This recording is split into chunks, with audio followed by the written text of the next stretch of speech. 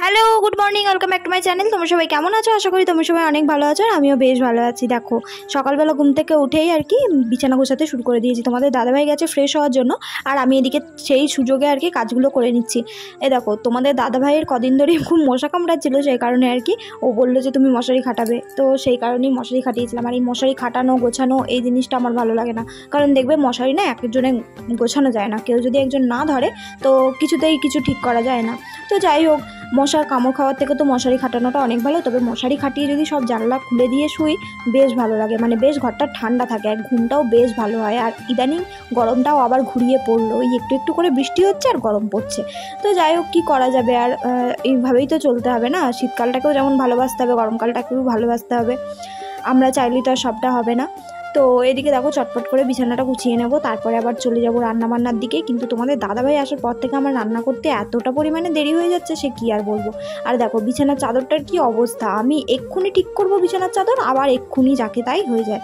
তো আমি এর জন্য তোমাদের দাদাভাইয়ের উপর প্রচণ্ড পরিমাণে রাগারাগি করি। আমি শুধু বলি যে তোমার জন্য বিছানার চাদর নোংরা। তো বেশ দিন হয়ে এলো আর হাতে গোনা মাত্র 2-3টে দিন, মানে আমার এত পরিমাণে কষ্ট লাগছে কি বলবো। মানে ওর সামনে আমি কান্নাকাটিও করতে পারছি না, কারণ ও যদি আমাকে কাঁদতে দেখে বা আমার চোখের জল দেখে না, কেন জানি না ও খুব রেগে যায় আর আমাকে বলে যে তুমি কাঁদো তাহলে আমি চলে যাচ্ছি, এরকম বলে। তো সেই কারণে ওর সামনে তো আমি কান্নাকাটি করতে পারি না, কিন্তু আমার না ভীষণ পরিমাণে কষ্ট হচ্ছে। আবার সেই একা একা থাকতে হবে, আবার সেই একাকিত্ব আমাকে ঘিরে ধরবে, আমার কিছুই ভালো লাগছে না। তবে তোমাদের দাদাভাই বলছিল যে এবারে আমাকে আমাদের বাড়িতে রেখে দিয়ে যাবে, মানে আগের বারেও তো রেখে গিয়েছিল আর এবারেও বলছে নাকি যে রেখে দিয়ে যাবে। তবুও বাড়িতে থাকলে কি বলো তো, সবার মাঝখানে থাকলেও না তোমাদের দাদাভাইকে আমি প্রচণ্ড পরিমাণে মিস। এদিকে দেখো, তোমাদের দাদাভাইকে কিন্তু আমি বললাম একবার বাজার থেকে ঘুরে আসো, কারণ বাজারের কিচ্ছু নেই। তো সেই কারণে তোমাদের দাদাভাই যাচ্ছে, আমি এদিকে গাড়িতে জল দিয়ে দিচ্ছি, মানে গাড়ির চাকায় জল দিয়ে তারপরে তোমাদের দাদাভাই আর কি গাড়ি বার করে। ও বাজারে যাবে, বাজার করে নিয়ে আসবে, তারপর অনেকটা দেরি হয়ে যাবে। আর আজকে সকালে কিছু খাবার বানাইনি, ওকে বললাম যে তুমি পরোটা নিয়ে চলে আসবে, আমরা পরোটা খেয়ে নেবো। তো মাঝে মধ্যে এরকম ভালো লাগে, মানে কিছু যদি কাজ না থাকে, কিছু যদি বানানো না থাকে তো বেশ ভালো লাগে। আর এদিকে তো তোমাদের দাদাভাই বাজারে যাচ্ছে আর আমি ওকে বারবার মনে করিয়ে দিচ্ছিলাম। আর এটা তো আমাকে করতেই হবে, মানে এই মারাটা তো আমাকে মারতেই হবে, না হলে আমার মনে হয় না যেন কিছু একটা কমে গেল। তো ও বলছে তুমি আমাকে মারো কেন? তখন আমি ওকে বললাম কি যে কেন মারবো না কেন, আমি তো জানি তুমি এখন আমাকে কিচ্ছু করতে পারবে না, সেই কারণেই আমি তোমাকে মারি, এভাবে বললাম। তো ও হাসতে হাসতে চলে গেল আর আমিও এদিকে চলে এলাম। আর দেখো, তাড়াতাড়ি করে কিন্তু আমি কাজগুলোকে সেরে নেবো, কারণ যা হারে গরম পড়েছে, আবার এক গাদা জিনিস ভিজিয়েওছি, মানে বিছানা চাদর টাদর এগুলোকে সব কেচে নেবো। যেহেতু বাড়ি চলে যাবো, আমাকে তো আগের থেকে সমস্ত কাজ গুছিয়েই রেখে দিতে হবে, তাই না? না হলে তো আবার সেই সময়তে খুব অসুবিধা হয়ে যাবে। আর সোজা চলে এসেছি রান্নাঘরে। দেখো, আজকে হচ্ছে ভেন্ডির তরকারি, শাক ভাজা আর হচ্ছে ডিমের ঝাল। তো এগুলোই করছি। আর রান্না করতে করতে আমার অবস্থা কিছুটা হয়ে গিয়েছিল এরকম হয়েছিল। এক গাদা ভিজিয়েছিলাম, কাচাকুচি করেছিলাম, তো সেগুলো করার পর আর একটুও ভালো লাগেনি।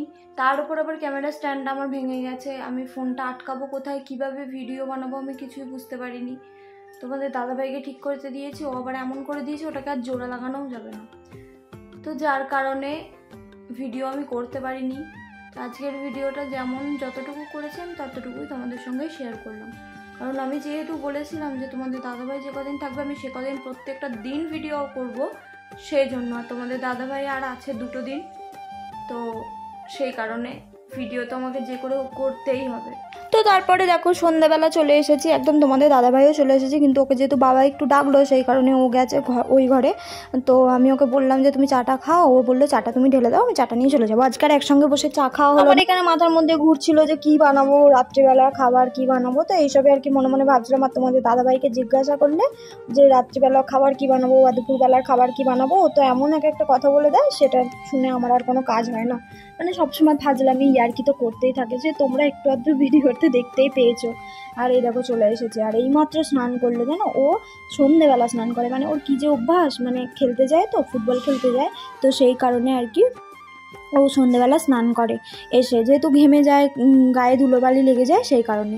আর দেখেছো ওর কিন্তু এই যে লুকটা, এই লুকটাতেই আমি প্রথম ওকে দেখেছিলাম ভিডিও কলে, মানে আমাদের যেহেতু ফেসবুক থেকে পরিচয় হয়েছিল, তো সেই কারণে ভিডিও কলে প্রথম হোয়াটসঅ্যাপে আমি ওকে এই লুকেই দেখেছিলাম, ও এইভাবেই বসেছিল আর কি। আর এই প্যান্টটাই পরেছিল মনে হয়, নাকি জানি না কোন প্যান্ট পরেছিল, যাই হোক, তো এইভাবেই আর কি ওকে দেখেছিলাম। এই দেখো ও চা নিয়ে চলে গেল আর আমি এদিকে বসে বসে একা একা চা খাচ্ছি।